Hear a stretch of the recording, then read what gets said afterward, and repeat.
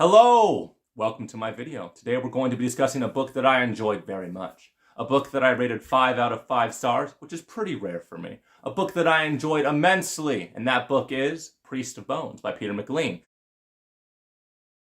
The first installment of the War for the Rose Crown Quartet, an already completed series, and it was a lot of fun. It's a very rare thing when I rate a book 5 out of 5 stars. I give 5-star ratings out very sparingly. But I'm very excited to tell you why I rated this very interesting, this very witty, this very dark book 5 out of 5 stars. One of the main things I enjoyed about Priest of Bones is it reminded me a lot of one of my favorite video game franchises from my youth. And that video game franchise is the Grand Theft Auto franchise. I remember being a kid, 10 or 11, playing that video game about criminals and gangsters with very adult subject matter centered around crimes and treachery and debauchery, centered around colorful characters, funny dialogue. It was a jolly good time. My parents probably should not have let me play those video games. They were very inappropriate. But like many people from my age group, from my generation, I'm 28, we grew up playing games centered around very adult subject matter and very adult humor. And Priest of Bones is the best of both worlds in that respect.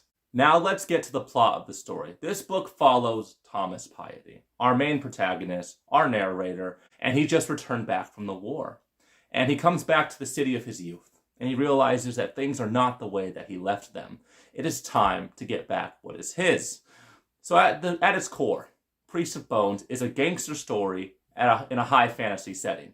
And I've never seen something like that before. The Pious Men, his band of complex, colorful, crazy individuals are just very easy to love, but also very easy to hate. Like normal people you meet in everyday life, they have good qualities and they have bad qualities, and they are very apparent. And Thomas Piety, our narrator, is very honest with the reader about how he feels about the people that he's surrounded with. I think Peter Mclean did a fantastic job at making the narrator of our story, Thomas Piety, have a very distinct, very witty, very dark voice that helps set the atmosphere for the reader.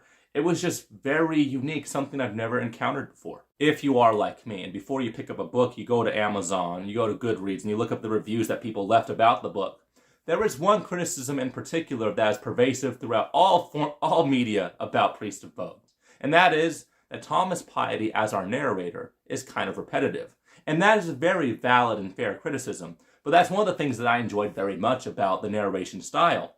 Thomas Piety tells the story of his adventures in a way that is very familiar and very reminiscent of the way my grandfather tells the stories of his military tenure back in his youth. Yes, when our grandparents tell stories, they can be repetitive. They use the same phrases over and over again. But through time, as they keep telling you the same stories, they add little details here and there with every retelling. And eventually, you get so familiar with these stories that you're able to tell what the next sentence is going to be. And Thomas Piety uses the same phrases, like 2 or 3, that at first seem like, oh, he said that again. But by the end of the book, you're finishing his thoughts for him. So it's a very interactive read for the reader. So yes, some people may not enjoy being able to predict what the next line is, but I found it really cool to kind of feel like I was really following along with the story, really absorbing what Thomas Piety is telling me, the reader. Yes, the story could have been more succinct. Yes, Thomas Piety is a little rambly. He says the same things over and over again. But I, for one, enjoyed that. It added flavor. It added a sense of rapport of me and the narrator. And it's art. It's all a matter of personal preference. If you don't like it, that's fine. I think that's cool. I think it's valid, but I loved it. The dialogue of this book was very funny, very adult. Reminded me a lot of my friends who served in the military. They have a little bit more of a harsh selection of language. They say things that are very colorful and sometimes very inappropriate. And this book definitely scratched that itch. It made you feel like you were one of the boys, and you're kind of listening in on very private, very personal conversations. Priest of Bones has colorful characters. They're very colorful characters. And at first, many of the characters seem like stereotypes, like archetypes, like they're very predictable. They're very not dynamic. But as you read and continue through the story, these characters that just seem like caricatures grow into being very dynamic, very well fleshed out characters that are acting very much in line with their own internal belief systems, and it makes the story a lot more complex than it seems on its face. All of our characters have individual motivations, they have motives, and they have trauma, and they're all dealing with their trauma in different ways. Some turn to drink, Some turn to violence. Some turn to religion. And I found that to be very realistic and very lifelike. Many authors will write PTSD the same way for every character. But in Peter Mclean's Priest of Bones, our characters are dealing with trauma in very unique ways. Because all of the characters, well, most of the characters in this book have just gotten back from war. And war is a very traumatic, evil, heinous thing to experience. And it leaves its scars in the individuals.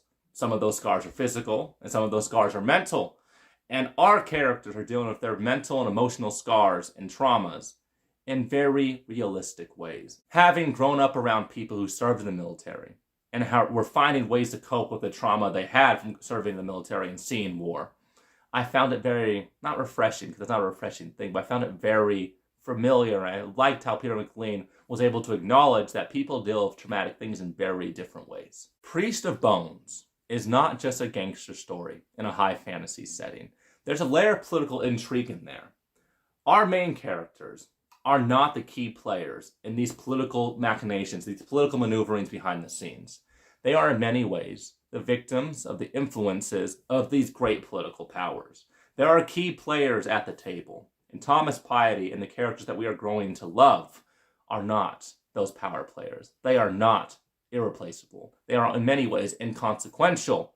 And the sense of helplessness that our characters feel in the face of all these maneuverings and all these events is very palpable, and the reader can feel it. And Peter Mclean did a very good job at depicting how everyday people, normal people, don't have time to really study and follow the great machinations and maneuverings behind the scenes of great political powers. Because at the end of the day, you have to worry about yourself.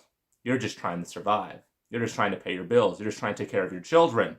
And great things that kings and queens are doing are of no consequence to you, because at the end of the day, your life isn't going to change too much. Our characters in Priest of Bones are being manipulated, they are being used, and they are helpless.